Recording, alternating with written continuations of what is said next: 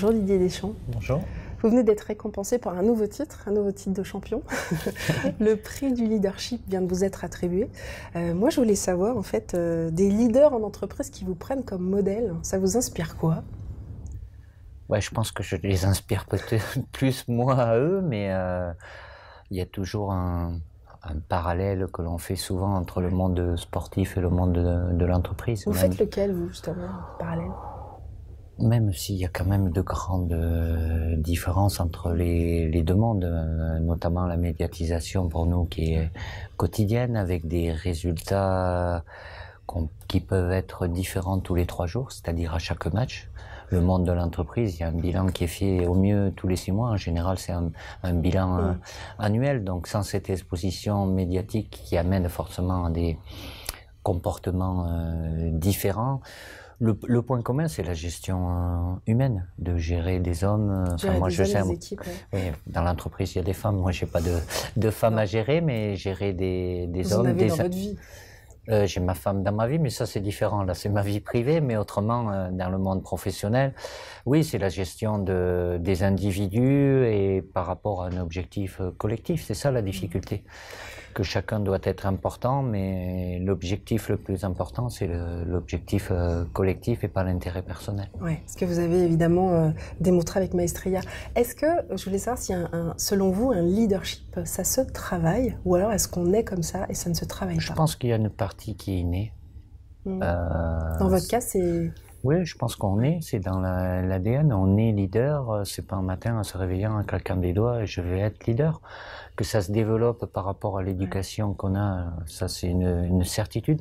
Mais dans la vie, il y en a qui naissent leaders, il y en a qui naissent suiveurs, et il y en a qui sont neutres. Il y a les 3 catégories. Et vous le travaillez, votre leadership? Vous pensez, vous lisez, vous vous nourrissez? Non, Comment ça marche? Moi, ça a été naturel. J'ai jamais eu à me forcer. J'ai toujours eu, depuis mon jeune âge, j'étais souvent à l'écoute des personnes plus âgées que moi. Et je me suis toujours bien senti, même avec des personnes dans mon enfance qui étaient plus âgées que moi. Après, oui, ça se développe, mais le leadership, c'est quelque chose, en fait, c'est une capacité qu'a un individu que vous avez à influencer les autres pour atteindre un objectif. Ouais. Guider ou influencer, oui, c'est celui qu'on écoute, c'est celui qui est reconnu par les siens. En interne, ça c'est quelque chose d'important, c'est pas dire je vais être leader, mais ça se fait naturellement. Et il y a cette crédibilité aussi au sein d'un groupe, donc c'est par des actes, c'est par des mots bien évidemment. Ça peut se traduire de différentes façons, mais c'est celui qu'on écoute en général. Et alors le dernier acte de leadership, de leader plutôt, que vous avez fait et qui a été apprécié par votre staff. Après, on fera celui qui a été détesté. Il faudra leur demander. Au-delà de l'aventure sportive que l'on a vécue, voilà, j'avais le groupe de 23 joueurs, mais j'avais un groupe staff de 20 hommes aussi. Ouais. Et donc ça fait à peu près, même un peu plus, ça fait une 50aine de personnes qui ont dû vivre 56 jours ensemble, H24. Donc c'est faire en sorte que tout le monde se sente important. Que évidemment ce que j'attends de mon staff, c'est de donner cette image-là aux joueurs, c'est-à-dire une image d'union, de solidarité, pour après exiger d'eux les mêmes choses. Mais si mon staff ne fait pas ça, et chaque personne de mon staff a ce rôle-là par rapport aux joueurs. Exemplarité, en fait. Vous demandez de l'exemplarité ou pas? J'aime pas ce terme, exemplarité. D'être des exemples, à la limite, oui. Mais exemplarité, ça veut dire que personne n'a le droit à l'erreur. Personne est infaillible. N'importe quelle personne peut avoir, à un moment, pour différentes raisons, un coup de mou, comme on dit, pour des raisons privées, des raisons professionnelles. Voilà. Mais le côté exemple, ce que j'attends des joueurs, regardez, avec mon staff, ce que nous faisons, et on en attend autant si ce n'est au plus de vous. Avec les millennials, Donc les moins de 30 ans, et vous n'avez que ça en fait dans l'équipe. Vous dites il faut trouver le... J'en ai quelques-uns de plus de 30 ans, à peine un plus, mais bon, c'est déjà des personnes âgées dans le sport, 30 ans. Ben, c'est fin de carrière. Mais alors vous dites il faut trouver le bon canal pour communiquer pas avec avec ça veut dire quoi? Plus avec les jeunes. Oui, avec parce les que la nouvelle génération est différente. Elle a des centres d'intérêt différents, elle ne parle pas de la même façon.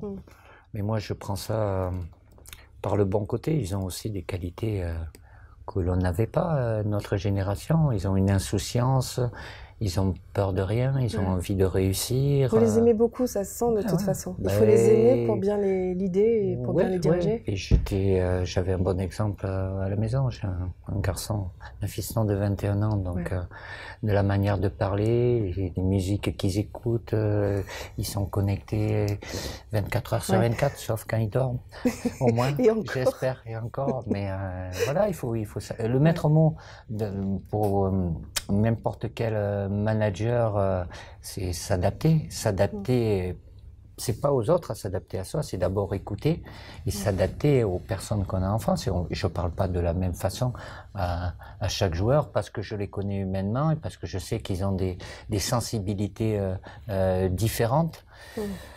C'est le maître mot dans le sport, c'est s'adapter au contexte aussi, à la situation, à l'environnement. Tout grand leader a un contre-pouvoir. Est-ce que vous avez un contre-pouvoir, Didier Deschamps? Je suis pas... Dans votre staff, dans votre famille, dans votre entourage? Le meilleur contre-pouvoir, même si elle ne va pas dans des choix sportifs, mais oui, c'est ma femme. Elle va me dire, même si c'est des choses qui sont désagréables, mais elle va me le dire pour me pousser dans mes derniers retranchements. Après, dans le staff, j'ai un staff, et notamment Guy Stéphane, qui est mon adjoint, qui n'est pas là pour me dire oui à tout. Il va me dire ce qu'il pense. Et ça me permet de réfléchir. Après, quand je prends la décision, on ne revient pas dessus, mais ils sont là pour me dire leur vision. Et si ce n'est pas la mienne, ben, ça m'amène à On peut contredire Didier Deschamps. Ah oui, bien sûr. Je détiens pas la vérité. Je donne des leçons à personne. Et quand j'ai parlé même au milieu de mes pairs, je leur dis voilà, j'ai fait comme ça parce qu'on m'a demandé de raconter beaucoup de choses sur notre aventure et sur le management. On a réussi comme ça, on a réussi à gagner, mais c'est pas la seule solution. Vous pouvez prendre d'autres solutions. Oui, il y a d'autres routes pour arriver au succès. Celles-là, elles sont arrivées.